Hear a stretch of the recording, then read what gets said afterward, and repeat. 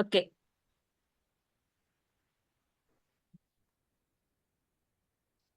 Praise lord madam, అందరికీ వందనాలు. ఆ దేవుడు మళ్ళీ సాయంకాల సమయంలో ఈ సిద్ధపడే దినమున మనందరం కలిసి ఇక్కడ కూడి చిన్న మందగా కూడి దేవుణ్ణి ఆరాధించి స్తుతించగలిగే భాగ్యం దయచేసినందుకు వందనాలు చెల్లించుకుంటూ, మరి భయంకరమైనటువంటి ఎండలో ఆయన చల్లని రెక్కల చాటును మనల్ని అందరినీ కూడా భద్రపరిచి సజీవ లెక్కలో ఉంచినందుకు మరొకసారి వందనాలు చెల్లించుకుందాం. నిమిషం మాత్రం నీకు నేను విముకుడనైతే ఎందుకు పనికిరాని వాడివి అని చెప్పి ప్రవక్త ద్వారా ఆయన చెప్పిన మాట నిజమే కదా. ఒక్క నిమిషం ఆయన మనల్ని మరిచిపోయినట్లయితే మనం ఎందుకు పని చేయని వారమే. ఇశ్రాయేల్ దేవుడు కునుకుడు నిద్రపోడని చెప్పినట్టుగా ముదిమ వచ్చే వరకు చంకనెత్తుకుంటూ మోసే దేవుడు నేనే. నా అరచేతిలో నేను చెక్కుకున్నాను, నీ ప్రాకారములన్నీ నా ఎదుట ఉన్నాయి. నిత్యము పుట్టుచున్న నూతనమైన వాత్సల్యతను బట్టి ఆయన మనల్ని కాపాడుతున్న విధానాన్ని ఆయన ఎన్నోసార్లు వర్ణించి చెప్పిన విధానాన్ని బట్టి ఆయనకు వందనాలు చెల్లించుకుంటూ సజీవ లెక్కలు ఉండటం మాత్రమే కాకుండా ఆ జీవము గల దేవుని వాక్యాన్ని వీక్లీ 3 రోజులు వరుసగా మనం ఆరాధించి స్తుతించి వాక్యధ్యానం చేయటం అనేది మామూలు సంగతి కాదు. ఇంతకాలం దేవుడు కొనసాగింపు అంటే కేవలము దేవుని ఉచితమైన కృప మాత్రమే మనల్ని ఇలా నడిపిస్తూ ఉంది. అందుకు మరొక్కసారి వందనాలు చెప్పుకుంటూ, మరి ఈరోజు జెఫన్యా గ్రంథం 3వ అధ్యాయం ధ్యానాలు మొదలు పెట్టడానికి మొదటి 2 వచనాలు మూల వాక్యాలుగా తీసుకున్నట్టయితే జెఫన్యా గ్రంథం 3వ అధ్యాయం మొదటి 2 వచనాలు. ముష్కరమైనదియు భ్రష్టమైనదియు అన్యాయము చేయనదియు నాకు పట్టణమునకు శ్రమ. అది దేవుని మాట ఆలకించదు, శిక్షకు లోబడదు, యెహోవా యందు విశ్వాసం ఉంచదు, దాని దేవుని యొద్దకు రాదు. Thank you madam. అత్యంత ప్రేమ మేడం మా తండ్రి, ఇంతవరకు క్షేమంగా కాపాడిన పరమేశ్వర స్తుతినైనా వందనాలు తండ్రి. మేమేమై ఉన్నామో కేవలం అది నీ ఉచితమైన కృప వల్ల అయినాను తండ్రి. దయగలమా ప్రభా, జెఫన్యా గ్రంథం నాయన ధ్యానిస్తూ ఉంటాడుగా 3rd చాప్టర్కి రాగలిగే కృప అనుగ్రహించావు నాయన, వందనాలు. ప్రవక్తలు మాట్లాడే ప్రతి మాటలను కూడా నీ మనసు ఉంచి మాతో మాట్లాడినందుకు వందనాలు. ప్రవక్త అయిన జెఫన్యా ద్వారా ఆ రోజు నీవు మాట్లాడిన మాటలు ఈ రోజుకి ఇంకా నెరవేర్పు జరగవలసినవి ఎన్నో ఉన్నవి కాబట్టి తండ్రి, ఈరోజు జెఫన్యా ప్రవక్త ద్వారా నీవు పలికిన ప్రవచనముల నెరవేర్పుకు మేము సిద్ధపాటు కలిగి జీవించడానికి నాయన ఈ ప్రవక్త ప్రవచించిన ప్రతి మాటను నాయన మేము అర్థం చేసుకుని ధ్యానించి ఆచరించగలిగే భాగ్యం దయచేయమని, నీ నిత్య జీవ ప్రవేశానికి అర్హత పొందే భాగ్యం దయచేయమని, వచ్చిన ప్రతి ఒక్కరిపై నీ యొక్క పరిశుద్ధాత్మ కుమ్మరింపు దయచేయమని, రానున్న వారిని నాయన త్వరితంగా నడిపించమని, అదే విధంగా పరోక్షంగా తర్వాత వినేవారికి కూడా నాయన ఈ వాక్యం ఉపకరించే భాగ్యం దయచేయమని, కార్యాంతము నేను బహుగా స్తుతించుకునే భాగ్యం దయచేయమని, ఏ విధమైన ఆటంకం లేకుండా కాపాడమని మా ప్రభువును నీ ప్రియ కుమారుడైన యేసుక్రీస్తు ద్వారా వేడుకొంచున్నాం తండ్రి, ఆమేన్. మరొకసారి దేవుడికి వందనాలు, మీ అందరికీ వందనాలండి. జెఫన్యా ప్రవక్త గ్రంథం ఏదో అంటే చదవటం వరుసగా చదువుకుని వెళ్ళిపోవటమే కానీ ధ్యానించేటప్పుడు చదివే విధానం వేరుగా ఉంటది కాబట్టి నేనైనా మీరైనా కూడా ఈ గ్రంథంలో చాలా అంశాలు నేర్చుకుంటున్నామని చెప్పి గ్రహిస్తున్నామని చెప్పి అనుకుంటున్నాను. జెఫన్యా అనగా యెహోవా దాచును అనే అర్థం ఉంది. తర్వాత మొదటి అధ్యాయంలో జెఫన్యా ద్వారా 2 ప్రవచనాలు దేవుడు ఏంటంటే కాంటెంపరీ ప్రొఫెసీ అలాగే ఫ్యూచర్ కి కూడా అని అనుకున్నాం కదా. యూనివర్సల్ గా విశ్వం అంతటికి రాబోయే తీర్పు ఒకటి, అదే విధంగా వెరీ నెక్స్ట్ జరగబోయేటటువంటి ఆ నెబుకద్నెజరు రాజు యూదుల్ని చెరగొనిపోయే సంఘటన సంబంధించినటువంటి ప్రవచనం. ఆ ప్రవచనం నెరవేర్పు ఆల్రెడీ వెంటనే జరిగిపోయింది. ఒక 30 సంవత్సరాల లోపే జెఫన్యా ప్రవక్త ప్రవచించిన తర్వాత జరిగింది. అయినప్పటికీ వాళ్ళలోనూ మనలోనూ కూడా ఇంకా మార్పు రావాల్సే ఉన్నది. ఇక 2వ ప్రవచనం అయితే మనం అనుకున్నాం కదా, అది 2వ రాకడ సమయంలో తీర్పు సమయంలో జరిగేది. దానికి మనం సిద్ధపాటు కలిగిన వారంగా ఉండాలని, మరి 1st చాప్టర్ లో దేవాలయ పరిశుద్ధత గురించి మాట్లాడారు. అదే విధంగా ఏ విధంగా తిరుగుబాటు చేసే జనులుగా ఉన్నారో చెప్పడం జరిగింది. ఇక సెకండ్ చాప్టర్ లో అనేక మందికి ఫిలిష్తీయులకి, అమ్మోనీయులకి, మోయాబీయులకి, మరి అష్షూరీయులకి, కూషు దేశస్తులకు జరిగేటటువంటి తీర్పును గురించి అక్కడ ప్రవచించడం జరిగింది. అదే 2వ అధ్యాయంలో ఆ తీర్పుల గురించి చెప్తూనే 2వ అధ్యాయం 3వ వచనంలో ఒక మాట అక్కడ మనం ఆ రోజు మూలవాక్యంగా తీసుకున్నాం. దేశంలో సాత్వికులై ఆయన న్యాయ విధులను అనుసరించి సమస్త దీనులారా యెహోవాను వెదకుడి, మీరు వెదకి వినయము గలవారై నీతిని అనుసరించిన ఎడల ఒకవేళ ఆయన ఉగ్రత దినమున మీరు దాచబడుదురు. అక్కడ అన్ని పట్టణాలకి, అదే విధంగా అన్ని దేశాలకి, అన్ని జాతులకి జరగబోయేటటువంటి తీర్పును గురించి చెప్తూ ఆయన ఏమన్నారంటే, సమస్త దేశాల్లో ఉన్న దీనులారా ఆయన వెదకండి, ఆయన వైపు చూడండి, ఒకవేళ ఉగ్రత దినమందు మీ దీనత్వమును బట్టి ఆయన మిమ్మల్ని ఆ ఉగ్రత నుండి తప్పించునేమో. తప్పిస్తాడు అని చెప్పలేదు, ఎందుకంటే ప్రవక్తకు తెలియదు ఎవరిని తప్పిస్తారు ఏంటనేది. పౌలు గారు ఎఫెసీయులకు రాసిన పత్రిక 2వ అధ్యాయంలో అంటారు కదా, ఆయన విశ్వాసమును కృప ద్వారానే మీరు రక్షింపబడితిరి. మనలో ఉన్న విశ్వాసానికి దేవుని కృప కలిస్తేనే తప్పించి మనం రక్షింపబడం. దేవుడు ఎవరి పట్ల కృప చూపిస్తాడు అనేది ఆయనకు మాత్రమే తెలుసు. కాబట్టి ఒకవేళ అని చెప్పి అంత ప్రవక్త కూడా, ఈవేళ చాలా మంది వాక్యోపదేశకులు నువ్వు పరలోకానికి వెళ్ళిపోతావు, లేకపోతే నీ గతి ఇలా ఉంటది, లేకపోతే నీ దీవెన ఇలా ఉంటది అని చెప్పేస్తున్నారు. ఈవేళకి దేవుడు వచ్చి రాత్రి కల్లో కనపడి చెప్పినట్టుగా అంత పవర్ఫుల్ గా దేవుడు పిలుచుకున్న జెఫన్యా ప్రవక్తే ఒకవేళ జరుగునేమో అని చెప్పాడు తప్పించి జరుగుతుంది అని ఆయన చెప్పలేదు. దీనత్వం కలిగి ఆయన వెదకండి అని చెప్పి ఈ మాట మనం దినవృత్తాంతాల గ్రంథం 2వ అధ్యాయం 7 దినవృత్తాంతాలు 2వ గ్రంథం 7వ అధ్యాయం 14వ వచనంలో కూడా మనం చూస్తాం. నా పేరు పెట్టబడిన జనులు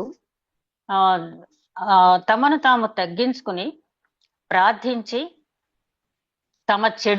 నన్ను వెదకి తమ చెడు మార్గములు విడిచిన ఎడల ఆకాశము నుండి నేను వారి ప్రార్థన విని వారి దేశమును స్వస్థపరుస్తానని చెప్తాడు. అంటే మన ముందు తగ్గించుకోవాలి, ప్రార్థన చేయాలి, ఆయన్ని వెదకటం అంటే వాక్యానుసారంగా జీవించడం.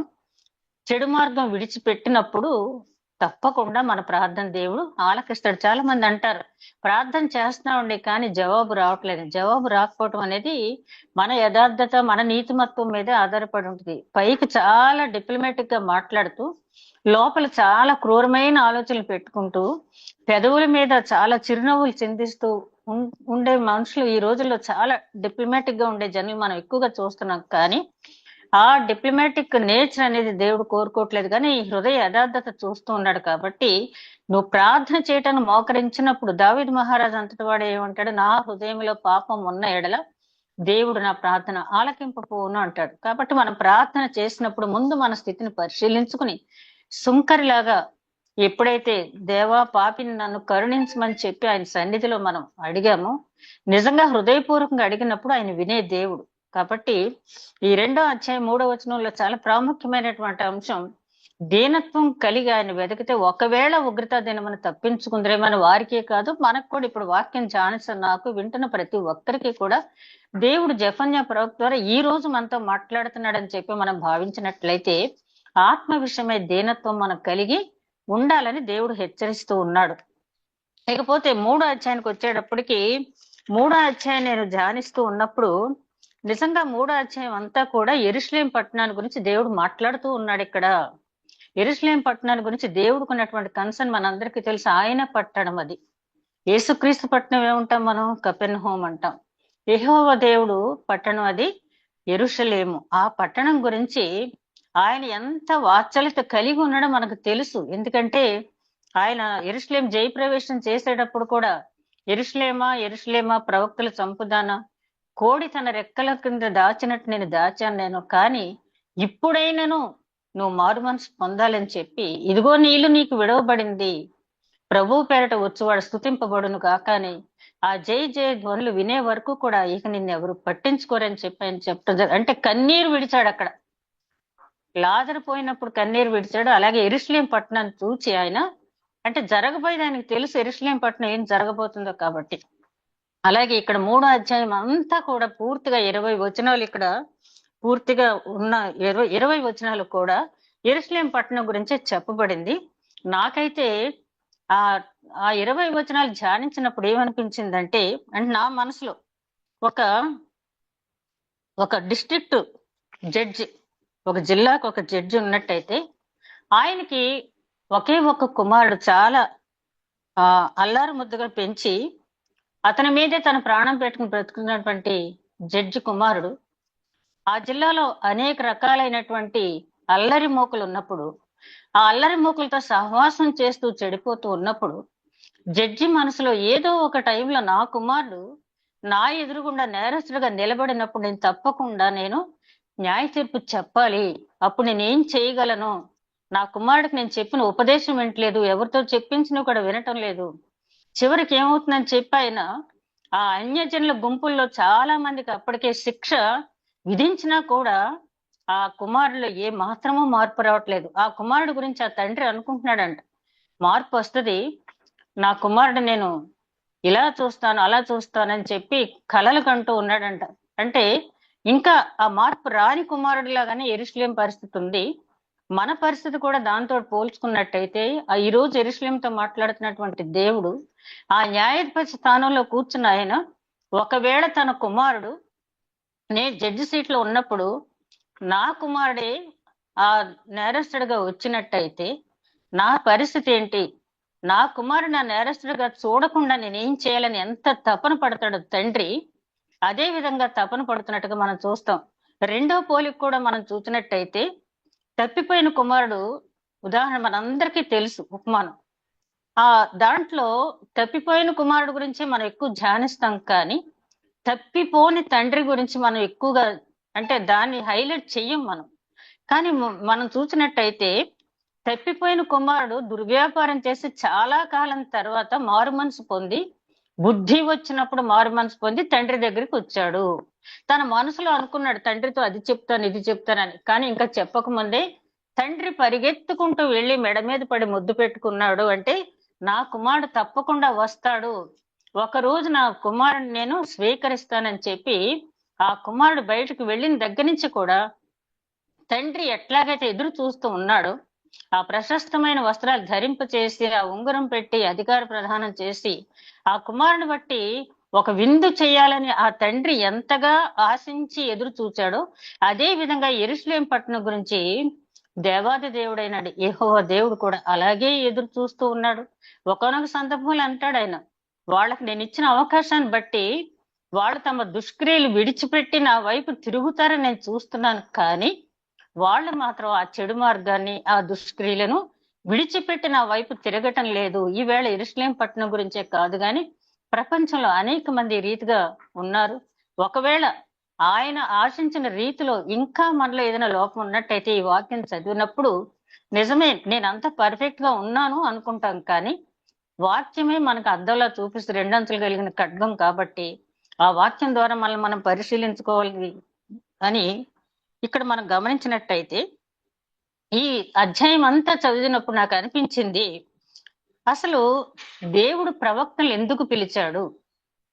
రాజులు నిమ్మన్నారు, వాళ్ళు ముందు న్యాయాధిపతులు పరిపాలించారు వాళ్ళని, తర్వాత రాజు నిమ్మన్నారు, రాజులను ఇచ్చారు. యాజకులు ఉన్నారు, ఒక పక్క యాజక ధర్మం నిర్వహించడానికి యాజకుడు ఉన్నాడు, యాజకుని సలహాతో రాజు పరిపాలిస్తూ ఉన్నాడు. ఇంత చక్కటి పరిపాలన జరుగుతూ ఉన్నప్పుడు మరి ప్రవక్తను పంపించి దేవుడు హెచ్చరిక చేయవలసినటువంటి అవసరం ఏమొచ్చింది? ఏలియా మొదలుకుని ఎలీషా, ఏలియా, మరి ఇర్మియా ప్రవక్త, యెషయా, యెహెజ్కేలు దగ్గర చిన్న ప్రవక్తలతో కలిపి 17-18 మంది ప్రవక్తలు ప్రవచించారు. మామూలు ప్రవచనాలు కాదు. ఒక దగ్గర మనం చదువుతూ ఉంటే ఇశ్రాయేలీలంట దేవుడు అగ్నిలో పడబోయే బిడ్డను కాపాడటానికి తండ్రి ఏ విధంగా తాపత్రయపడతాడో అట్లాగా 200 సంవత్సరాలు తాపత్రయపడ్డాడు దేవుడు. తన బిడ్డ అగ్నిలో పడకుండా ఉండాలి, అగ్ని దగ్గరికి వెళుతున్నాడు పడకుండా ఉండాలని చెప్పి ఎంత జాగ్రత్తగా, ఎంత అలర్ట్ గా, ఎంత కన్సర్న్ తోడు తండ్రి ఉంటాడో, అదే విధంగా ఇశ్రాయేలీలు చెడిపోకూడదని చెప్పి 200 సంవత్సరాలు చూచి విసిగిపోయి అప్పుడు అష్షూరు రాజుకి వాళ్ళని అప్పగించాడు. ఆ తర్వాత 150 సంవత్సరాల తర్వాత వీళ్ళు కూడా యూదులు బబులోను చెరకి వెళ్ళిపోయారు. అయితే ఇక్కడ ప్రవక్తలను ఎందుకు పిలిచాడు దేవుడు అని మనం ఆలోచించినట్టయితే, ఈ ప్రవక్తను పిలవటానికి కారణం, నేను ప్రొద్దుట టీవీలో ఏదో దీంట్లో మీడియాలో ఒక ప్రొఫెసర్ గారు మాట అంటున్నారు, ఏంటంటే the judiciary is the custodian of the constitution, the judiciary is the custodian of constitution. అంటే న్యాయ వ్యవస్థ రాజ్యాంగాన్ని కాపాడాలి, న్యాయ వ్యవస్థ రాజ్యాంగాన్ని కాపాడాలి. ఆ రోజుల్లో న్యాయ వ్యవస్థ అంటే రాజులు, యాజకులు, వీళ్ళిద్దరి పని ఏంటంటే దాన్ని కాపాడవలసిన బాధ్యత వాళ్ళకు ఉంది. వాళ్ళు వాళ్ళ డ్యూటీస్ ని మరిచిపోవటం వల్ల దేవుడు తన ప్రజలను కాపాడుకోవటానికి ప్రవక్తల ద్వారా హెచ్చరింప చేశాడు. ఇది వచనం వెంబడి వచనం మనం గమనించినట్లయితే ఫస్ట్ 2 వచనాలు కూడా యెరూషలేము గురించి దేవుడు మాట్లాడినటువంటి మాటలు ఇవి. 8వ వచనం వరకు కూడా యెరూషలేము గురించి మాట్లాడిన మాటలే. 1వ వచనం చూస్తే భ్రష్టత్వం, కల్మషం, తిరుగుబాటు, తర్వాత దౌర్జన్యం, ఇన్ని చెడు లక్షణాలు అనే వీళ్ళలో ఉన్నాయి. కానీ వీళ్ళ గురించి మనం చూస్తే ఎన్నిసార్లు దేవుణ్ణి ఆరాధించాలో క్రమం తప్పకుండా ఆరాధించే మనుషులు, క్రమం తప్పకుండా వీళ్ళు యూదులంటే మరి మామూలుగా ఉండదు వాళ్ళ ప్రేయర్స్ కానీ వాళ్ళ ఆరాధన విధానం కానీ. అందుకనే దేవుడు అంటాడు కదా మత్తయి సువార్త 7వ అధ్యాయం 21వ వచనంలో, ప్రభువా ప్రభువా అని పిలిచే ప్రతివాడు పరలోక రాజ్యం చేరడు, కానీ నా తండ్రి చిత్తం ప్రకారం చేసేవాడే పరలోక రాజ్యం చేరతారు. వీళ్ళు రోజంతా కూడా దేవుని యావే అంటే యెహోవా అని పలకటానికి కూడా వాళ్ళు భయపడిపోయి అంత పరిశుద్ధంగా యెహోవా అని మాట రాయవలసి వచ్చిన బైబిల్ రాసేటప్పుడు, ట్రాన్స్లేషన్ చేసేటప్పుడు స్నానం చేసి వచ్చి కొత్త పెన్ను పట్టుకుని ఆ మాట రాసిన తర్వాత మళ్ళీ వెళ్ళి స్నానం చేసి వచ్చి రాసేవాళ్ళంట. అంత పవిత్రంగా దేవుడు నామాన్ని వాళ్ళు చూస్తారు, కానీ దేవుడు నామాన్ని అనుసరించడంలో ఆ పవిత్రత అనేది వాళ్ళకి లేదు. ఇది ఇక్కడ అదే చెప్తున్నాడు ఆయన. చాలా చక్కగా పిలుస్తూ ఉంటారు, కానీ వాళ్ళు ఏంటంటే దేవుని ఆజ్ఞలను పాటించరు. తర్వాత 3వ వచనానికి వచ్చేటప్పటికి బలహీనలను వేటాడతారంటే వీళ్ళు ఎప్పుడు కూడా ఏం చేస్తారంటే సింహం వేటాడినట్టు బలహీనలు. చూడండి, ప్రధాన యాజకులు ఆ రోజుల్లో చేసిన పని అదే కదా. బలహీనుల దగ్గర దౌర్జన్యంగా వాళ్ళు ఏంటంటే అర్పణ అర్పించడానికి మరి ఎక్కడి నుంచో మోసుకు రాలేక, ఒకవేళ మోసుకొచ్చిన ప్రధాన యాజకుడు దాన్ని టెస్ట్ చేసి ఇది బలి అర్పించడానికి సరిపోద్ది, యజ్ఞ పశువుగా సరిపోద్ది, స్వీకరించవచ్చు అని చెప్పాలంటే అక్కడ ఇది అగ్మార్క్ స్టాంప్ లాగా యెరూషలేములో వెయ్యాలి.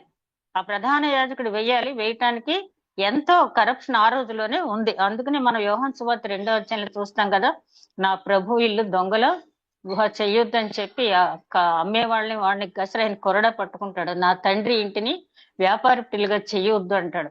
అప్పటికే అన్నా కైఫా సమయంలో చాలా వ్యాపారం పెరిగిపోయింది. అంతకు ముందంతా కూడా దూరంగా ఒలీవల కొండల దగ్గర ఈ వ్యాపారం జరిగేదంట. కానీ అన్నా కైఫా ఇద్దరు వచ్చిన తర్వాత ఎక్కడో దూరంగా జరగవలసినటువంటి వ్యాపారాన్ని తీసుకొచ్చి దేవాలయంలోని వీళ్ళు పెట్టేశారు. పెట్టి వీళ్ళ దౌర్జన్యం అంతా ఎవరి మీద అంటే బలహీనుల మీద. అలాగే పేదవారు ఏదైనా కానుక సమర్పించాలంటే వాళ్ళు తెచ్చిన కాయిన్స్ వీళ్ళు అంగీకరించే వాళ్ళు కాదు. మీ దేవతా ముద్ర ఉందో లేకపోతే ఇంకేదో ఉందని తిరస్కరించి యెరూషలేము దేవాలయంలో ఉన్నటువంటి ఆ కాయిన్ మాత్రమే తీసుకోవాలి. ఇప్పుడు మనం ఫారెన్ వెళ్ళాలంటే ఎలాగైతే మనం తీసుకుంటున్నామో డాలర్స్, అలాగా అక్కడ యెరూషలేములో ఇచ్చే కాసులు మాత్రమే తీసుకోవాలి. దాంట్లో కూడా 6%, 16% ఆ టైంని బట్టి కమిషన్ తీసుకునే వాళ్ళు. ఇదంతా ఎవరికి జరిగేది అంటే మరి మనందరికీ తెలుసు, డిమానిటైజేషన్ లో నష్టపోయింది ఎవరు?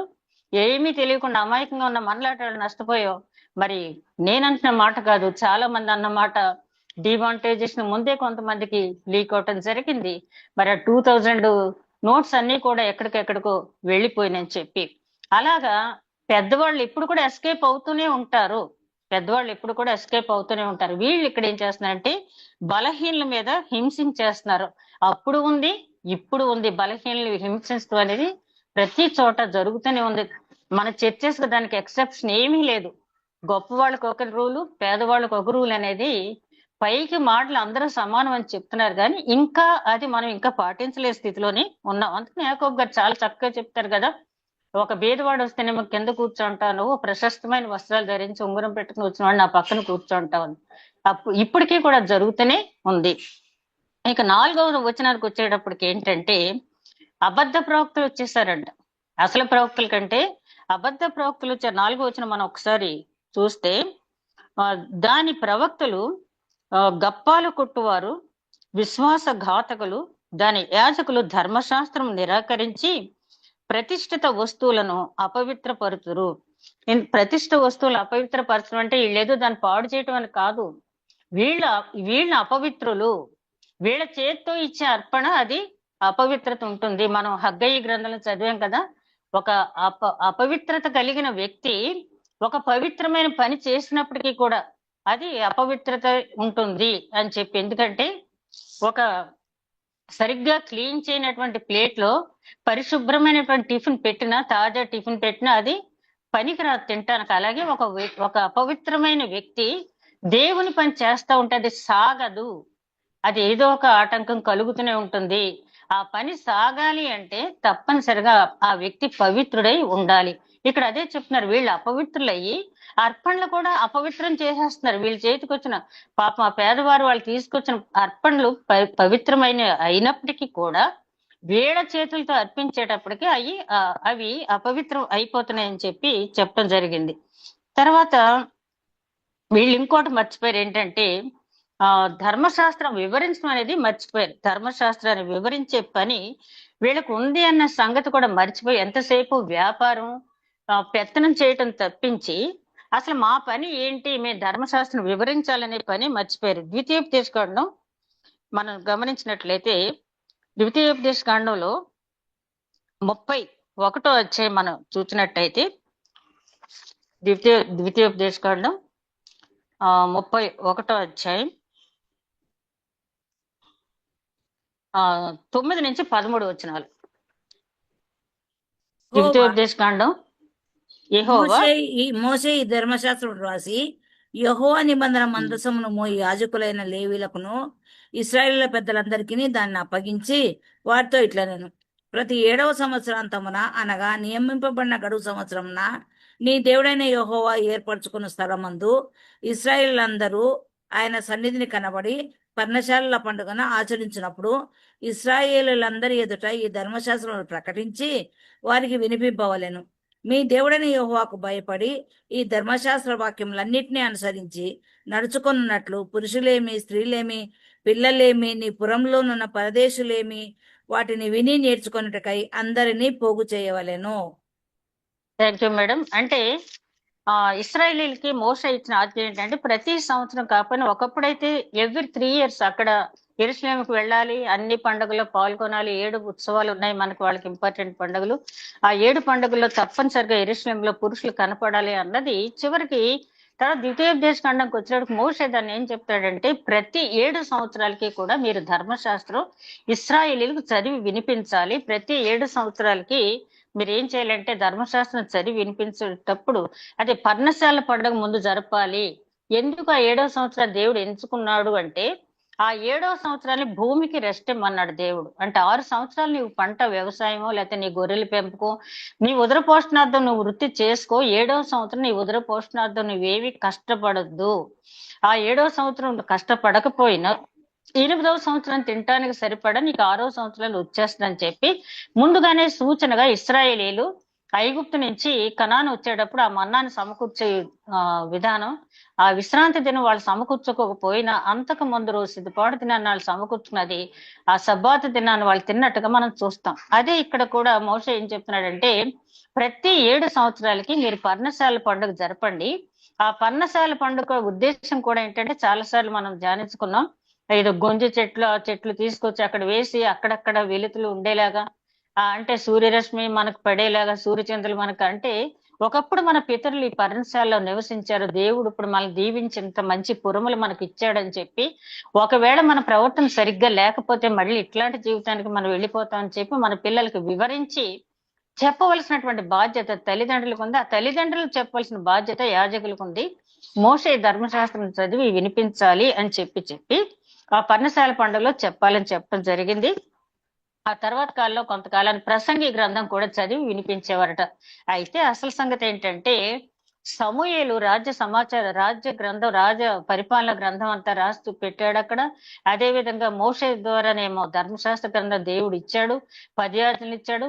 ఆ మందసంలో మోషే ఏం చేశాడు, 10 ఆజ్ఞలు మందసంలో పెట్టాడు. మన్నా పాత్ర అందులో ఉంది, అహరోన్ చిగురించిన అహరోన్ కర్ర ఉంది. అది దాంతో పాటు ఈ మందసానికి రైట్ సైడ్ ఒక పీట మీద ధర్మశాస్త్రాన్ని ఉంచమని అక్కడ ఉంది. అదే సమయంలో ఒక రాజు కొత్తగా వచ్చినప్పుడు ధర్మశాస్త్ర ప్రతి రాజుకి ఇచ్చి సొంతగా హ్యాండ్ రైటింగ్ తోటి రాసుకోమని చెప్పేవాళ్ళట. అంటే రాజు పరిపాలించేటప్పుడు నేను ధర్మశాస్త్రం అనుసారంగా అది పరిపాలిస్తున్నానా లేదా అని చెప్పి పరిశీలించుకోవటానికి. కానీ అవన్నీ కూడా మనం గమనించినట్లయితే సౌలు రాజు దగ్గర నుంచి అసలు వాళ్ళు ఏం కూడా పాటించలేదు. ఈ పర్ణశాల పండుగలు గాని, ఈ ధర్మశాస్త్రం చదివి వినిపించడం గాని అసలు ఏమీ కూడా పాటించలేదు. చివరికి అసలు ధర్మశాస్త్రాన్ని కూడా ప్రజలు కాదు, పాలకులు కూడా మర్చిపోయే రోజు వచ్చింది. ధర్మశాస్త్రం ఊరికనే మందసం పక్కన పెట్టుకుంటే దానివల్ల ఏమీ ప్రయోజనం లేదు. చాలా మంది పరిశుద్ధ గ్రంథం తల కింద పెట్టుకుని నిద్రపోతారు, దానివల్ల ఏమీ ప్రయోజనం లేదు.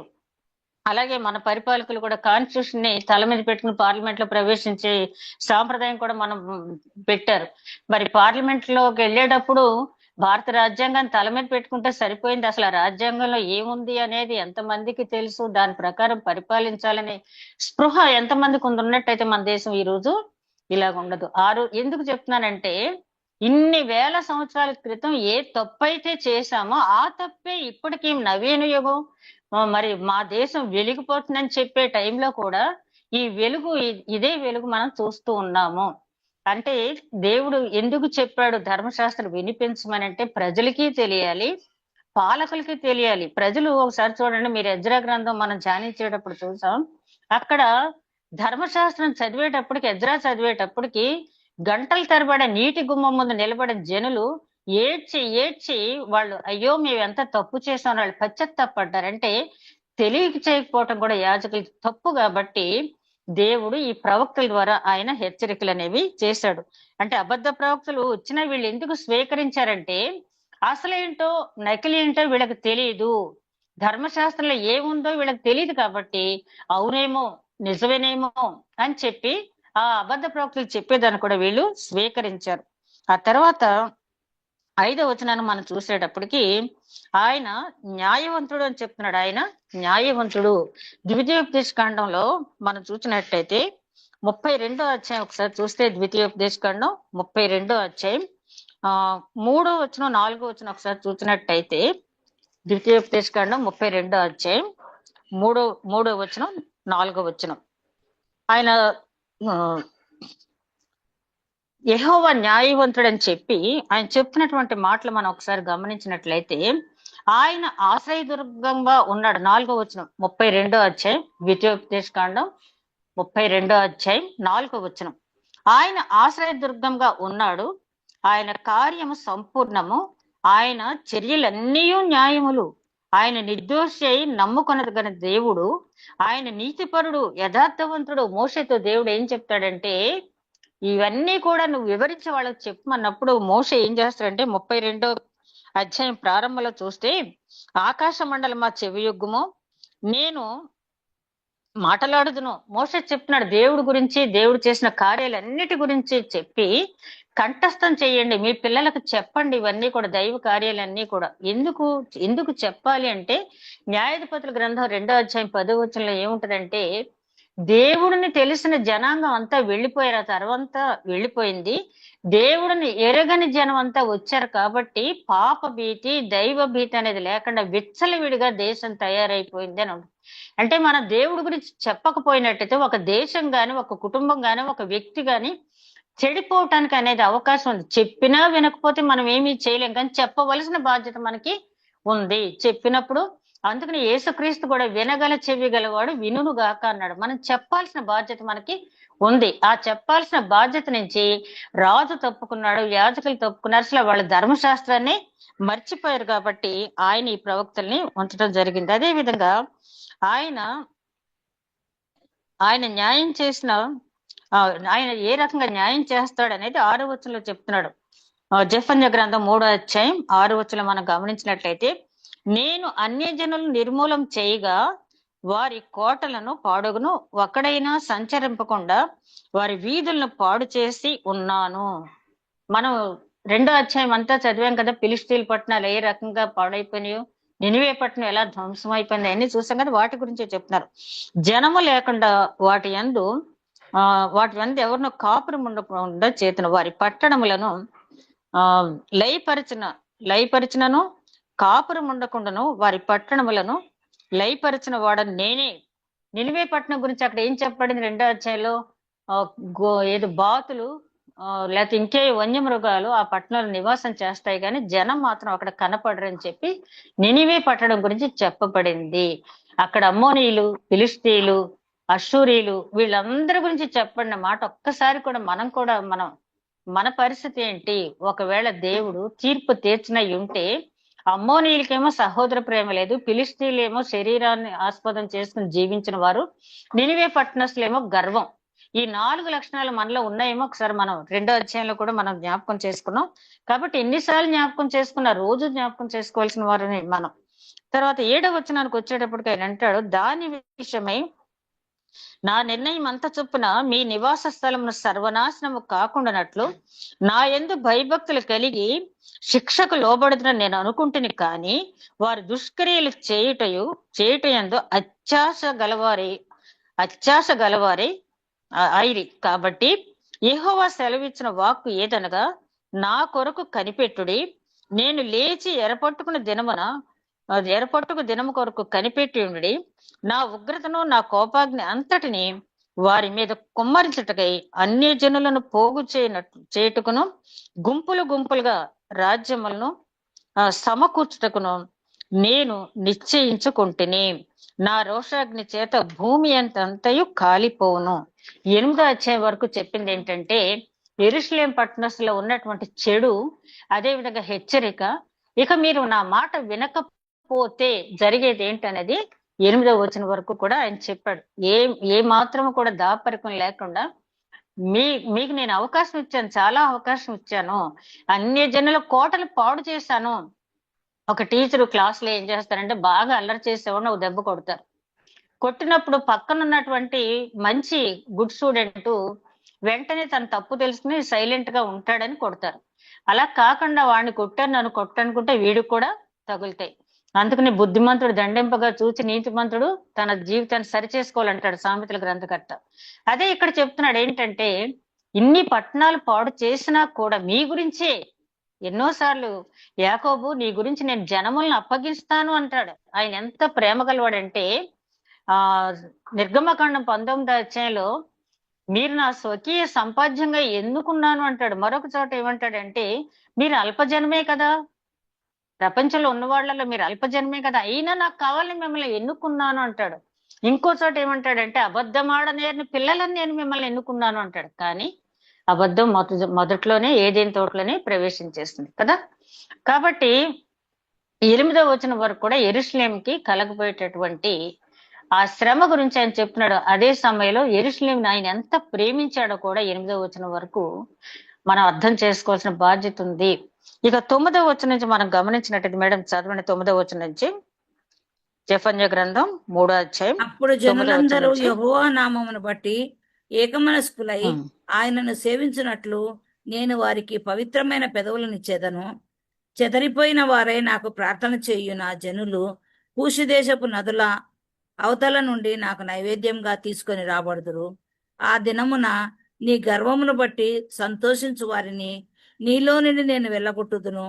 కనుక నా పరిశుద్ధమైన కొండ యందు నీవిక గర్వము చూపవు. నా మీద తిరగబడి నీవు చేసిన క్రియల విషయమై నీకు సిగ్గు కలగదు. దుఃఖితులకు దీనులను యెహోవా నామమును ఆశ్రయించు జనశేషంగా నీ మధ్య నుండనిత్తును. ఇశ్రాయేలీలలో మిగిలిన వారు పాపము చేయరు, అబద్ధమాడరు, కపటములాడు నాలుక వారి నోట నుండదు. వారు ఎవరి భయం లేకుండా విశ్రాంతి కలవారై అన్నపానములు పుచ్చుకొందురు. సియోను నివాసులారా. Thank you madam.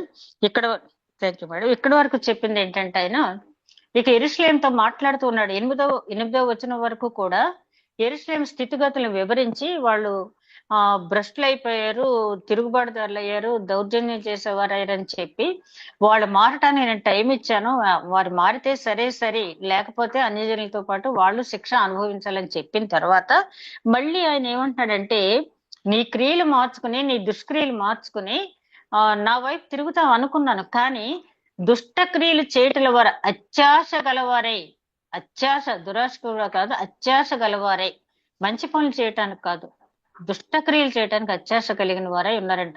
యెరూషలేం అంటే దేవుని పట్టణం, అది సమాధాన పట్టణం అది. కానీ దాని స్థితి ఎట్లా మారిపోయిందంటే దీనికి కారకులు ఎవరు అని మనం ఆలోచించినట్టయితే అప్పటి నుంచి పరిపాలించిన రాజులు, వాళ్ళకి ఏర్పాటు చేయబడినటువంటి యాజకులు, వాళ్ళకి బోధించినటువంటి అబద్ధ ప్రవక్తలు, ప్రజలు కూడా. ప్రజల్ని ఏమి మనం వదిలేయక్కల, ప్రజలకు తెలిసి కూడా వాళ్ళు ఈ గాలివాటంగా వెళ్తారు. చివరికి మాకేం తెలియదని తప్పించుకుంటారు. కానీ ఉగ్రత దినమంది అది కుదరదు, ఎవరికి వాళ్ళే సాక్ష్యం చెప్పుకోవాల్సింది. ఇక్కడ ఏమంటున్నాడు ఆయన, మీకు ఇచ్చే శిక్ష ఆయన ముందుగానే వివరిస్తాడన్నాడు. ఏంటంటే తర్వాత దీవెనలు మొదలు పెట్టాడు. ఇక్కడ ఏంటంటే వారు పవిత్రపరుస్తారు వారి పెదవుల్ని. ఎవరిని? అన్ని జనుల్లో కూడా కొంతమంది ఎవరైతే ఇందాక 2వ అధ్యాయం 3వ వచనంలో చదివామో మనం, వాళ్ళ సాత్వికులుగా దీనులై దేవుని వైపు చూచి మంచి నడక కలిగిన వారు ఎవరైతే ఉన్నారో వాళ్ళని కూడా, అన్యజనులు కూడా నేను క్షమిస్తాను, వారిని కూడా దీవిస్తానని చెప్పి, అదే విధంగా నీలో అంటే యెరూషలేము పట్టణంతో మాట్లాడుతున్నాడు ఆయన డైరెక్ట్ గా. నీలో ఉన్నవారు నిన్ను బట్టి గర్వించిన వారు, అంటే మేము యెరూషలేములో నివసిస్తున్నాం, మేము యెరూషలేము నివాసులము. చూడండి, రాజుల గ్రంథంలో అలాగే దినవృత్తాంతాల గ్రంథంలో రాజులు బయటేట రాసేటప్పుడు ఇతని తల్లి యెరూషలేము కాపురస్తురాలు అని రాస్తారు. అంటే యెరూషలేములో పుట్టడమే గొప్ప, యెరూషలేములో పెరగటమే గొప్ప, యెరూషలేము నుంచి వచ్చారంటే చాలా వారికి చాలా ప్రాధాన్యత ఉందన్నమాట. ఇప్పుడు కూడా మనకి మన భారతదేశంలో కూడా నార్త్ సౌత్ ఫీలింగ్ ఉంది కదా. అలాగే అక్కడ ఆ రోజులో యెరూషలేము అనేది ఒక ప్రతిష్టకి ఒక బ్రాండ్ అంబాసిడర్ గా ఉంది. కాబట్టి నిన్ను బట్టి, అంటే నేను యెరూషలేములో ఉంటున్నానని గర్వించి అనేక చెడు కార్యాలు చేసి గర్వంతో చెడిపోయిన వారిని నీలోంచి నేను తీసివేస్తాను. అంటే ఇప్పుడు ఇది ఎప్పుడు జరుగుద్ది అంటే ఇప్పుడు కాదు, ఇంకా జరగాల్సి ఉంది. రెండో రాకడ సమయంలో, తీర్పు సమయంలో జరగవలసింది. ఆయన ప్రవక్త ద్వారా ముందే చెప్పిస్తున్నాడు. ఇక్కడ జెఫన్యా ప్రవక్త ద్వారా, అంటే దాదాపు 2400 సంవత్సరాల పూర్వమే ఆయన ఇక్కడ ప్రవచింప చేశాడు. మరి దాన్ని ఎంత వరకు మనం అర్థం చేసుకుని దాన్ని గ్రహించి ఆచరిస్తున్నాను, ఎవరికి వాళ్ళమే మనం వేసుకోవాల్సిన ప్రశ్న. ఆయన ఏమంటున్నాడంటే పట్టణం మంచిదే, కానీ ఆ పట్టణంలో ఉన్న ప్రజలు సరైన వాళ్ళు కాకపోతే ఆ పట్టణం శపించబడద్ది. పట్టణం శపించబడటం అంటే ఏంటి? మరి క్రీస్తు 70లో టైటస్ చక్రవర్తి వచ్చి ఆ యెరూషలేమును పడగొట్టి రాయి మీద రాయి ఉండని రోజు వస్తుందని క్రీస్తు చెప్పిన మాటను నెరవేర్పుగా అది జరిగింది. అంతకుముందే నెబుకద్నెజరు మరి సొలొమోను దేవాలయాన్ని పడగొట్టేసి ఆ బంగారాన్ని తీసుకోవటానికి అక్కడ గోడలను కాల్చివేసి దాన్ని సర్వనాశనం చేసి మరి నెబుకద్నెజరు మహారాజు వెళ్ళిపోవటం ఇవన్నీ మనం చూస్తాం కదా. కాబట్టి నేను యెరూషలేము పట్టణస్తురాలిని, నేను యెరూషలేము పట్టణ వాసిని అని చెప్పి ఎవరైతే గర్వపడి ఆ పట్టణం యొక్క పేరును చూసి వెర్రవీగిపోయారో వాళ్ళందరినీ తీసేశాను నీలోంచి. అలాగే అన్ని జనుల్లోంచి శేషాన్ని మిగిల్చుకున్నాను, నీలో ఉన్న శేషాన్ని కూడా మిగిల్చుకుని వాళ్ళ యొక్క పెదవులు నేను పవిత్రం చేస్తాను. వాళ్ళు నాకు నైవేద్య అర్పణలు తీసుకొస్తారు. నైవేద్యము అర్పణ అంటే ప్రార్థనా స్తుతి. ఆయనకి ఏం కావాలి? మనం ప్రార్థనా స్తుతి. కూషు దేశస్తులు కూడా, అంటే కూషు దేశం అంటే ఆ రోజులో కొంతకాలం ఐగుప్తు దేశం, కూషు దేశం కూడా కలిసి పరిపాలించిన కాలం ఉంది. ఆ కూషు దేశస్తులు కూడా వాళ్ళు ఏంటంటే ఒకప్పుడు దేవుణ్ణి వ్యతిరేకించిన జనం, వాళ్ళు కూడా నాకు తీసుకొచ్చి అర్పించి ప్రార్థనలు చేస్తారు. నేను మంచి దీవులతో మిమ్మల్ని నింపుతానని పాపం. అంటే ఇందాక చెప్పాను కదా, నేను జడ్జి నా కుమారుడు మారుతాడు, నా కుమారుడు మారిన తర్వాత వాడిని తీసుకెళ్లి ఒక పోష్ ఏరియాలో పెడతాను, వాడిని ఇలా చేస్తాను అలా చేస్తాను, వాడికి ఇలాంటి బిల్డింగ్ కట్టిస్తాను అని చెప్పి ఆ జడ్జి ఏ విధంగా కలలు కంటున్నాడో, అలాగే తప్పిపోయిన కుమారుడు గురించి తప్పిపోని తండ్రి ఎలా కలలు కన్నాడో ఆ విధంగానే యెహోవా దేవుడు ఆ రోజు ఆ యెరూషలేము పట్టణస్తుల గురించి, అన్య జనాంగం గురించి కలలు కన్నాడు. మన గురించి కూడా టిల్ టుడే ఇవాళ ఆయన కూడా మన గురించి ఇంకా అట్లాంటి ఎక్స్పెక్టేషన్ లోనే ఉన్నాడు. మీరు దుష్క్రియలు విడిచిపెడతారు అనుకుంటున్నాను అంటున్నాడు. కాబట్టి అనుకోవటం కాదు ప్రభువా, నీ చిత్తానుసారంగా మేము నడుచుకుంటామని ఒక మంచి నిర్ణయం తీసుకోవాల్సినటువంటి టైం. ఎందుకంటే నేను మొన్న ఒకటి చదివాను, ఏంటంటే ఆయన అధ్యక్షుడు పేరైతే గుర్తులేదు నాకు, బ్రెజిల్ లో అధ్యక్షుడు అంటే ఆయన అధ్యక్షుడు కంప్లీట్ చేశాడు. ఆయనకు ఒక పేరు ఉంది, ఏంటంటే మనకు కూడా మన ఆంధ్రలో కూడా ఒక రాజకీయ నాయకుడికి ఉండేది, ఎవరు గెలుస్తారో ఎంత మెజారిటీ వస్తుందని ఆయన చెప్తే అలా జరిగిపోద్దని చెప్పి పేరు మనం ప్రస్తావించకూడదు. కానీ అయితే ఇక్కడ బ్రెజిల్ అధ్యక్షుడు కూడా కంప్లీట్ చేసినప్పుడు అక్కడ అందరూ అడిగారంట, నువ్వు గెలుస్తావు, నీకు నమ్మకం ఉందా అంటే నేను తప్పకుండా గెలుస్తాను, నాకు 5 లక్షల మెజారిటీ వస్తుంది నాకు అని చెప్పాడంట. అక్కడ ఉన్నటువంటి జనాన్ని అందరికీ తెలుసు అధ్యక్షుడు ఏదంటే ఆ మాట జరుగుద్ది. ఫ్యూచర్ ని ప్రెడిక్ట్ చేయడంలో ఈయన తర్వాతే ఎవరైనా సరే రేపు జరగబోయేది ఖచ్చితంగా చెప్తాడు ఆయన అని చెప్పి చాలా సంతోషంగా వెళ్ళిపోయారు. రెండో రోజు ఆయన ప్రమాణ స్వీకారం జరగాలి. ఈయన 5 లక్షలని చెప్పారు. 5 లక్షలకి ఇంకా 26 ఓట్లు పైనే వచ్చినాయి. సరే రేపే ప్రమాణ స్వీకారం అనుకుని వెళ్ళిపోయారు. తెల్లారు వచ్చి ఆయన ప్రమాణ స్వీకారానికి వెల్కమ్ చెప్పడానికి వచ్చేటప్పటికి ఆ రాత్రి ఆయనకి స్ట్రోక్ వచ్చి చనిపోయాడు. అంటే ప్రెడిక్ట్ చేయడంలో ఈయన తర్వాతే అనుకున్నారు. మానవుడు ఎంతవరకు ఆలోచించగలడు? దేవుని మనసు ఆయన అంటాడు కదా, ఆయన బుద్ధి బాహుల్యం ఎంత లోతు, ఎంత వెడల్పు, ఎంత ఎత్తు ఎవరు చెప్పగలరు? ఆహా అంటాం తప్పించి మనం ఏమీ చేయలేమంటాడు పౌల్ గారు కదా. అలాగా ఇక్కడ దేవుడు మన గురించి కూడా ఇంకా ఎక్స్పెక్టేషన్ లో ఉన్నాడు. తర్వాత చదవండి మేడం, 12వ వచనం నుంచి 13వ వచనం 14 చదువు. సియోను నివాసులారా ఉత్సాహధ్వని చేయుడి, ఇశ్రాయేలీయులారా జయధ్వని చేయుడి, యెరూషలేము నివాసులారా పూర్ణ హృదయంతో సంతోషించి గంతులు వేయుడి. తాను మీకు విధించిన శిక్షను యెహోవా కొట్టివేసి ఉన్నాడు. మీ శత్రువులను ఆయన వెళ్ళగట్టి ఉన్నాడు. ఇశ్రాయేలుకు రాజు అయిన యెహోవా మీ మధ్య ఉన్నాడు. ఇక మీదట మీకు అపాయం సంభవింపదు. ఆ దినమున జనులు మీతో ఇట్లందురు, యెరూషలేము భయపడకుము, సియోను ధైర్యం తెచ్చుకొనుము, నీ దేవుడైన thank you madam. Thank you madam. ఇక్కడ చెప్తున్నాడు, ఉత్సహించ సంతోషించమని యెరూషలేముతో సియోను కుమార్తె, ఇవన్నీ ఒకటే. నీ పూర్ణ హృదయంతో ఉల్లాసంతో సంతోషించు. నీ తప్పులన్నీ దేవుడు కొట్టివేశాడు. తప్పులు ఎప్పుడు కొట్టేస్తాడు దేవుడు? ఆయన కృపకు మనం పాత్రులైనప్పుడు, అంతే కదా. రాజైన యెహోవా మీ మధ్య ఉన్నాడు, మీకేమీ భయం లేదని చెప్పి దేవుడు చెప్పడమే కాకుండా జనులు కూడా అంటారంట, మీ దేవుడు గొప్పవాడు, మీకు అన్ని మేళ్లు చేస్తాడని. వాళ్ళు ఏమంటున్నారు? యెరూషలేమా భయపడకము, సియోను ధైర్యం తెచ్చుకొనుము, నీ దేవుడైన యెహోవా నీ మధ్య ఉన్నాడు, ఆయన శక్తిమంతుడు, ఆయన మిమ్మను రక్షించును, ఆయన బహు ఆనందంతో మీ యందు సంతోషించు. ఇదే మాటను మన ఆదికాండంలో ఒకనొక టైంలో ఫిలిష్తీయులు ఇస్సాకు తోటి అంటారు, ఎక్కడ బావి తవ్వినా కూడా వాళ్ళు పూర్తి చేస్తూ ఉంటే వాళ్ళతో ఏం గొడవ పెట్టుకోకుండా మళ్ళీ క్రొత్త బావులు ఇస్సాకు తవ్వినప్పుడు అక్కడ కూడా నీళ్లు పడతా ఉన్నప్పుడు ఆ ఫిలిష్తీయులు వచ్చి అంటారు, మీ దేవుడు గొప్పవాడు, మీ దేవుడు నీతో ఉన్నాడు, కాబట్టి మేము నీతో యుద్ధం చేయలేమని చెప్తారు. అలాగే ఇక్కడ జనులు ఏమంటున్నారు? మీ దేవుడు గొప్పవాడు, ధైర్యం తెచ్చుకో. ఒక్కొక్కసారి మన దేవుడు గురించి మనకంటే కూడా ఇతరులు అన్యజనులు గొప్ప సాక్ష్యాలు ఇస్తూ ఉంటారు. వీళ్ళు అంటే వాళ్ళు నమ్మకపోయినా, మన దేవుని రక్షకుడిగా వాళ్ళు అంగీకరించకపోయినా, మన దేవుడు విమోచిస్తాడని ఆ విమోచనలో వాళ్ళు పార్టిసిపేట్ చేయకపోయినా, మన దేవుని శక్తిని మనకంటే కూడా యేసుక్రీస్తు ఇలా చేశాడు, అలా చేశాడు, అన్ని అద్భుత కార్యాలు చేశాడు, ఇన్ని చేశాడని వాడు చెప్తారు మనకి. కానీ ఇక్కడ కూడా అన్ని జనులు ఇలా చెప్తున్నారు. ఇక 17వ వచనానికి వచ్చేటప్పటికి 17వ వచనంలో, ఆయన శక్తిమంతుడు, ఆయన మిమ్మల్ని రక్షించును, ఆయన బహు ఆనందంతో నీ యందు సంతోషించును, నీ యందు తనకున్న ప్రేమను బట్టి శాంతము వహించి నీ యందల సంతోషం చేత ఆయన హర్షించును.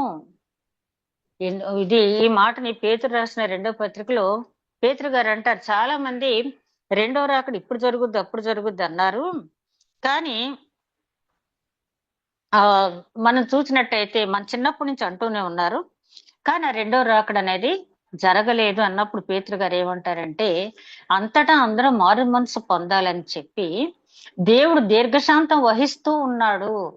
ఇక్కడ కూడా అదే మాట అంటున్నాడు, దేవుడు నీ యందు సంతోషం చేత బట్టి శాంతం వహించి నీ యందల సంతోషం చేత ఆయన హర్షించును. నీవు మార్పు చెందాలని, నీలో మంచి పశ్చాత్తాపం రావాలని, క్రొత్త జీవితం నువ్వు ప్రారంభించాలని, దేవుని కృపకు నువ్వు పాత్రుడు అవ్వాలని, పాత్రురాలు అవ్వాలని దేవుడు ఎంతో ఓపికతో నీ వైపు చూస్తూ ఉన్నాడు. విననొల్లని పిల్లల కోసం దినమెల్ల నా చేతులు చాపానని ప్రవక్త యెషయా గ్రంథం 65వ అధ్యాయం చూసాం కదా.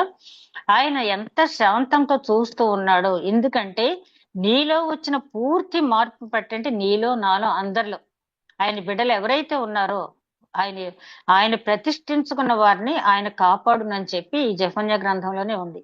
అంటే ఆయన ఎవరినైతే ఏర్పాటు చేస్తుంది, ఎందుకు ఏర్పాటు చేసుకోవడంలో కూడా పక్షపాతం లేదు ఆయనకి. మనం ఇప్పుడు విత్తనాలు తెచ్చుకుంటాం, అన్ని విత్తనాలని కూడా మనం నాటం. ఏ విత్తనం అయితే పనికొస్తే దాన్నే, దేంట్లో జీవం అయితే ఉందో దాన్నే మనం వాడతాం. అలాగే దేవుడు వీళ్ళు నా రాజ్య వ్యాప్తికి పనికొస్తారు, వీళ్ళ పరలోక రాజ్య ప్రవేశానికి అర్హులవుతారు కానీ అని చెప్పి ఎంచుకుంటాడు ఆయన. ఆయన ఎంచుకుని మనల్ని కాపాడుతాడంట. అందుకనే పౌలు గారు కొలసీలు రాసిన పత్రిక 3వ అధ్యాయంలో మీ జీవము దేవుని యొద్ద దాచబడి ఉన్నది కాబట్టి మీరు పైన వాటిని వెదకండి అంటాడు. అంటే ఇక్కడ చెప్తున్న మాట కూడా ఏంటంటే, దేవుడు ఎవరినైతే ఏర్పాటు చేస్తున్నాడో, రోమిలో రాసిన పత్రిక 8వ అధ్యాయం 27, 28 వచనాల్లో కూడా ఆయన పిలుచుకుని ఏర్పాటు చేస్తున్న వారికి అన్ని మేళ్లు సమకూరి జరుగుతాయని ఉంది కదా. అదే ఇక్కడ ఆయన దీర్ఘశాంతం వహిస్తున్నాడు. ఎందుకంటే పూర్తిగా ఆయన రూపంలోకి మనం ఎప్పుడు మార్చబడతామో అని మనల్ని బట్టి సంతోషించడానికి మనకంటే ఎక్కువగా ఆయన మన కోసం, మన రక్షణ కోసం, మన విమోచన కోసం ఎదురు చూస్తూ ఉన్నాడంట.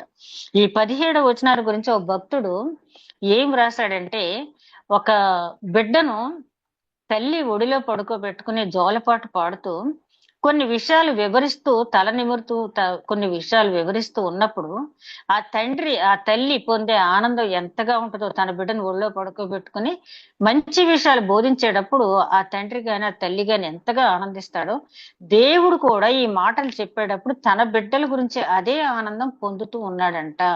అయితే ఆ ఆనందం మనం పొందుతున్నామా లేదా? ఆయన మనల్ని ప్రేమిస్తున్నాడు. అందుకనే యోహాను పత్రికలో ఆయన అంటాడు కదా, ముందుగా ఆయన మనల్ని ప్రేమించాడు కాబట్టి మనం ఆయన ప్రేమిస్తున్నాము. మనం ఆయన ముందుగా ప్రేమించలేదు, ముందు ఆయన మనల్ని ప్రేమించాడు కాబట్టి మనం ప్రేమిస్తున్నాం. ఇక్కడ కూడా చూడండి మన కోసం ఎంత తాపత్రయపడుతున్నాడు. ఈ 3వ అధ్యాయం వెర్స్ వైజ్ మీరు చూసినట్టయితే, ఆయన మన విమోచన కోసం, మన రక్షణ కోసం, మన ఆనందం కోసం, మన నిత్య జీవ ప్రవేశం కోసం ఎంతగా తాపత్రయపడుతున్నాడు, నలిగిపోతున్నాడు. ఒక మాటలో చెప్పాలంటే, అయ్యో నా బిడ్డలు, నేను ఏర్పాటు చేసిన బిడ్డలు నిత్య జీవ ప్రవేశంలో రాకుండా నిత్యాగ్నికి గురైతే నేను చూడగలనా? అది తప్పించడం. అయితే ఆయన వ్యక్తిని ప్రేమిస్తాడు కానీ ఆయన పరిశుద్ధుడు కాబట్టి, అందుకనే ముందుగానే మన ఇంట్రడక్షన్ పార్ట్ లో చూసాం కదా, రోషము గల దేవుడు, కాపాడు దేవుడు, కానీ పరిశుద్ధతను బట్టి తీర్పిచ్చే దేవుడు. ఎంతగా మనల్ని ప్రేమించినా తీర్పిచ్చే దగ్గర మాత్రం ఆ పరిశుద్ధతని ఆయన కాపాడుకుంటాడు, పరిశుద్ధతను విడిచిపెట్టాడు. అందుకనే దావీదు మహారాజు అంటాడు, ఆజ్ఞ ఇచ్చేటప్పుడు నువ్వు నీతిమంతుడిగా కనపడతావని చెప్పి దేవుడి గురించి ఆయన అంటాడు. ఇది ఓల్డ్ టెస్ట్మెంట్ లోనే. కాబట్టి ఇక్కడ మనం గమనించినప్పుడైతే ఆయన మన కోసం ఎంతగా ఎదురు చూస్తున్నాడంటే, మనలో వచ్చే మార్పు కోసం, ఒక తల్లి బిడ్డ కోసం, ఒక తండ్రి బిడ్డ కోసం ఎంత తాపత్రయపడతారో. ఈ లోక సంబంధమైన తల్లి తండ్రి కొంతకాలమే పడవచ్చు, కానీ ఆయన యుగ యుగాలు కూడా మన కోసం ఎంతగా తాపత్రయపడి, ఒక మాటలో చెప్పాలంటే నలిగిపోతున్నాడు. అంటే విరిగి నలిగిన మనసుతో మనం రావాలని ముందుగానే ఆయన నలిగిపోతున్నాడు. అదే విధంగా 18వ వచనం చూస్తే, నీ నియామక కాలపు పండుగ నీ నియామక మేడం. కాలపు పండుగలకు రాలేక చింతపడు నీ సంబంధులను నేను సమకూర్చేదను. వారు గొప్ప అవమానము పొందినవారు. ఆ కాలమున నిన్ను హింస పెట్టు వారినందరినీ నేను శిక్షింతును. కుంటుచూ నడుచు వారిని నేను రక్షింతును. చెదరగొట్టబడిన వారిని సమకూర్చుదును. ఏ ఏ దేశంలో వారు అవమానం నందిరో అక్కడ నెల్లా నేను వారి ఖ్యాతిని మంచి పేరును కలగజేసేదను. ఆ కాలంలో మీరు చూచుచుండగా నేను మిమ్మల్ని చెరలో నుండి రప్పించి మిమ్మల్ని సమకూర్చిన తర్వాత మిమ్మల్ని నడిపింతును. నిజముగా భూమి మీద ఉన్న జనులందరి దృష్టికి నేను మీకు ఖ్యాతిని మంచి పేరును తెప్పింతును. ఇదే యెహోవా వాక్కు. Thank you madam. ఈ 18వ వచనంలో నియామక కాల పండుగలు అంటే లేవీకాండం 23వ అధ్యాయంలో మనం ఏ ఏ పండుగలు అనుసరించాలో, పస్కా పండుగ, ప్రథమ ఫలముల పండుగ, అదే పెంతెకొస్తు పండుగ, పర్ణశాల పండుగ, ఇలా 7 పండుగలు వరుసగా అక్కడ ఎలా ఆచరించాలి, ఏ కాలంలో ఏ నెలలో ఆచరించాలి అనేవి ఉన్నాయి.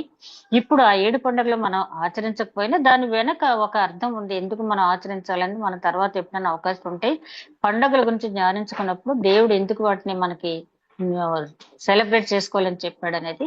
అయితే చాలా కాలం నుంచి ఇశ్రాయేలీల పండుగలు చేసుకోవట్లేదు, ఎందుకంటే దుఃఖితులై ఉన్నారు. నీ నియామకాలపు పండుగలు చేసుకోకుండా నువ్వు దుఃఖితులు ఉంటుండగా నీకు మళ్ళీ ఆ అవకాశం నేను కల్పిస్తానని చెప్పి అంటున్నాడు. తర్వాత 19వ వచనంలో అయితే, ఆ కాలమున నిన్ను హింస పెట్టిన వారందరినీ నేను శిక్షించును, కుంటుచూ నడుచు ఉన్న వారిని రక్షించును. ఇదే మాట యెషయా గ్రంథం 35వ అధ్యాయంలో కూడా ఉంటుంది. కుంటుచూ నడుచున్న వారిని నేను బాగు చేస్తానని, సడలిన మోకాళ్ళని బలపరుస్తానని చెప్పి అక్కడ రాయటం జరిగింది. ఇది ఎవరితో మాట్లాడుతున్నాడంటే, ఆ చెరలోకి వెళ్ళబోయే వారితో, వెళ్ళిన వారితో ఆయన మాట్లాడుతూ ఉన్నాడు. ఆ తర్వాత మీరు అక్కడి నుంచి ఆ చెర నుంచి వచ్చిన తర్వాత మిమ్మల్ని ఏ రకంగా నేను ఆనందపరుస్తాను అని కూడా ఆ మాట ఇక్కడ చెప్తున్నాడు. ఇరిమియా ప్రవక్త ద్వారా కూడా ఆయన చెప్పాడు. చెరలోకి మీరు వెళ్ళండి, వెళ్ళి వచ్చిన తర్వాత 126 సంకీర్తనలో అక్కడి నుంచి తిరిగి వచ్చే వారి తలల మీద నిత్యానందం ఉండును అని ఉంటది కదా. పిడికిడి విత్తనం చేత పట్టుకుని ఏడ్చుచూపో విత్తువాడు సంతోష గానంతో పనులు మోసుకొని వచ్చునని చెప్పి ఆ 126 సంకీర్తనలో మనం చూస్తాం. ఇక్కడ కూడా ఆయన ఏం చెప్తున్నాడంటే, నేను అన్న ప్రకారం మీరు చెరకు వెళ్ళటం మంచిది. ఇక్కడ భూమి 70 ఏళ్ళు విశ్రాంతి అనుభవించాలి.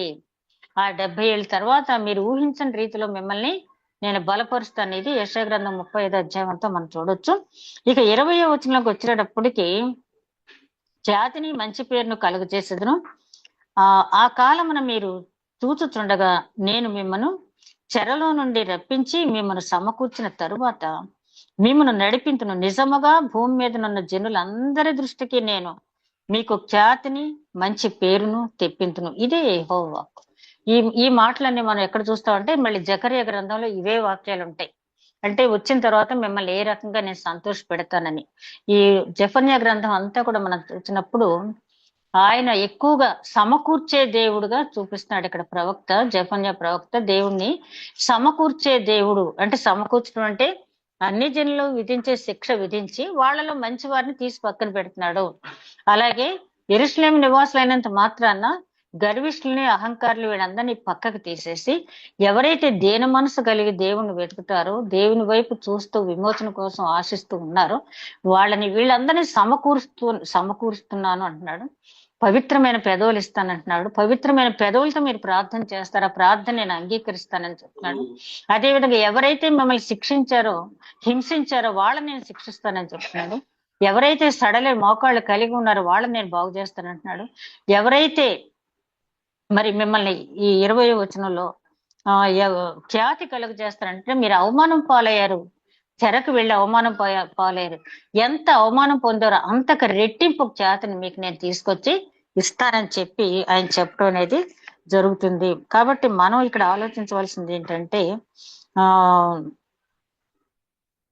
మనం ఇక్కడ ఆలోచించవలసింది దేవుడే న్యాయాధిక. ఇప్పుడు మనం ప్రపంచకాల పరిస్థితులు చూస్తా ఉంటే ఆ రోజుల రాజులు యాజకులు తమ విధి నిర్వహణ తప్పిపోయి సామాన్యుల్ని బలహీనల్ని ఎట్లాగైతే వేధించారో, వారు ఎందుకైతే నియమింపబడ్డారో అది మానేసి ఇప్పుడు ప్రస్తుతానికి మరి ఆంధ్ర ఈవాంజలికల్ లూథరన్ చర్చ్ అది ఏఎల్సి పరిస్థితి చూస్తే బిషప్ మోడరేటర్ బిషప్ గా ఒక యాజకుడు దేవునికి ప్రతినిధిగా ఒక వైట్ క్యాసెట్ తో మరి చక్కగా ఉండి పరిపాలించవలసినటువంటి ఆ సీట్ లో నల్లకోటు వేసుకున్న జడ్జిలు కూర్చి పరిపాలిస్తున్నారు. ఎందుకంటే మరి అక్కడ జరిగినటువంటి పరిస్థితులు బట్టి వాళ్ళని అక్కడ నియమించడం జరిగింది.